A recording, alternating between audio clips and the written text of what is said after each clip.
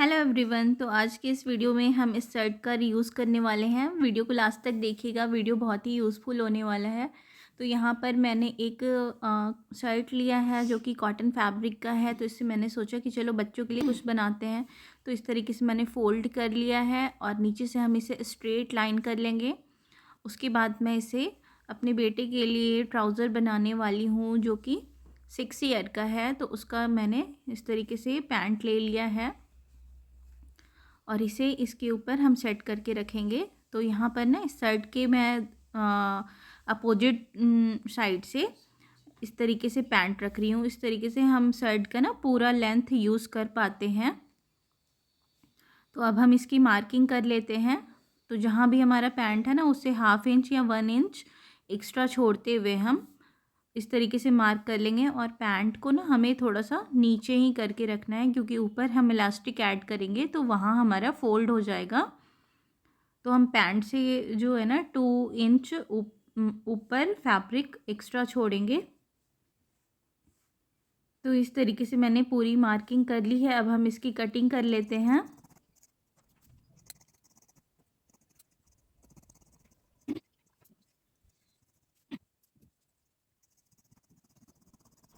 तो यहाँ पर कटिंग हो गई है। अब पैंट को साइड करेंगे और यहाँ नीचे के साइड में ना फैब्रिक जो अनइवन है उसे कट कर लेते हैं। तो इस तरीके से हमारे पास 4 पीसेज हैं। अब दो पीसेस को हमें सीधा साइड अंदर की तरफ रखते हुए इस तरीके से स्टिच कर लेना है। तो चलिए मशीन पर चलते हैं। इस तरीके से हम स्टिच कर लेंगे। तो ये एक हमारा स्टिच हो गया है, दूसरे को भी सेम इसी तरीके से स्टिच कर लेंगे। अब इन दोनों पैंट के पार्ट को हमें साथ में अटैच करना है। तो सीधी साइड को अंदर की तरफ रखते हुए हम इस तरीके से यहाँ बीच से स्टिच लगाएंगे और साइड से भी इसे स्टिच कर लेंगे।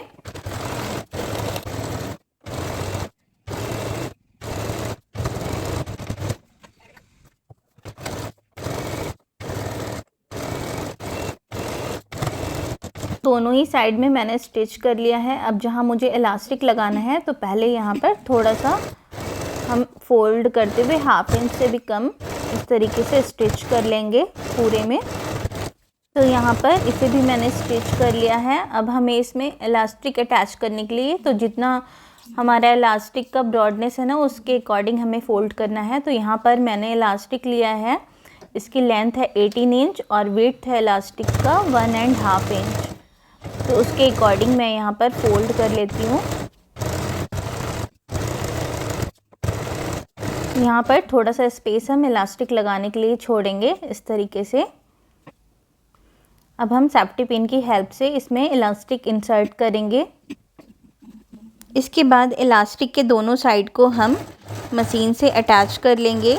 2-3 बार हम इस पर स्टिच लगाएंगे ताकि अच्छी तरीके से ये बिल्कुल जॉइंट हो जाए।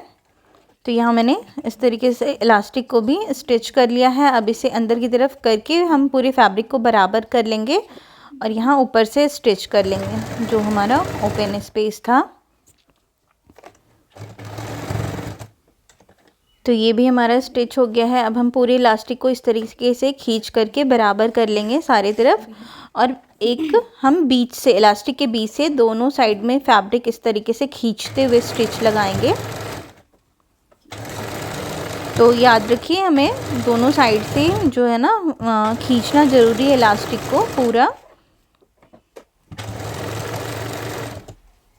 अगर हम डायरेक्ट इसी के ऊपर स्टिच कर देते हैं ना इलास्टिक को बिना खींचे हुए तो हमारा इलास्टिक जो है ना वो ख़राब हो जाता है और फिर हमारा पैंट जो है वियर करने में कंफर्टेबल नहीं होता है। तो इस तरीके से हमें खींच करके लगाना है। तो ये मैंने इलास्टिक भी अटैच कर लिया है। अब नीचे के साइड में हम फोल्ड कर लेंगे पैंट के नीचे में। तो यहाँ पर ना शोल्डर के पास का जो पोर्शन था ना वो हमारे पैंट के नीचे आया है। तो वहाँ पे एक्स्ट्रा फैब्रिक अटैच होता है मोस्टली शर्ट्स में। तो आप चाहे तो उसे अनस्टिच करके रिमूव भी कर सकते हैं, बट मैंने उसे एज इट इज़ रहने दिया है क्योंकि अब मुझे जल्दी जल्दी ये कंप्लीट करना था।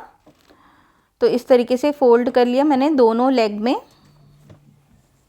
अगर आपको पैंट का लेंथ बढ़ाना है ना तो शर्ट का जो स्लीव्स है वहाँ से फैब्रिक ले करके आप इसके लेंथ को भी इंक्रीज़ कर सकते हैं।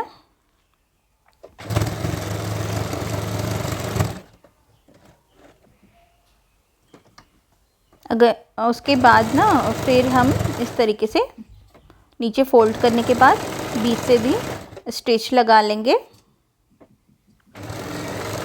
मैं यहाँ पे बॉय के लिए बना रही हूँ पैंट। अगर आप गर्ल्स के लिए बना रहे हैं तो आप कोई भी लेसेस वगैरह भी ऐड कर सकते हैं इसमें।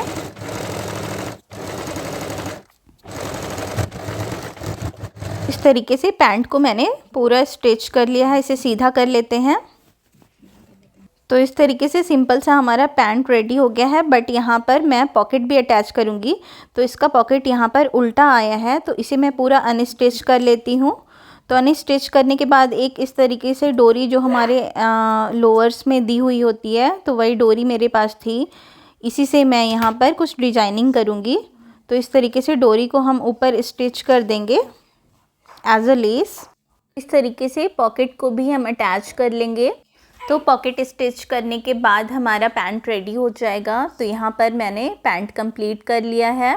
So friends, thank you for watching. Please like and subscribe.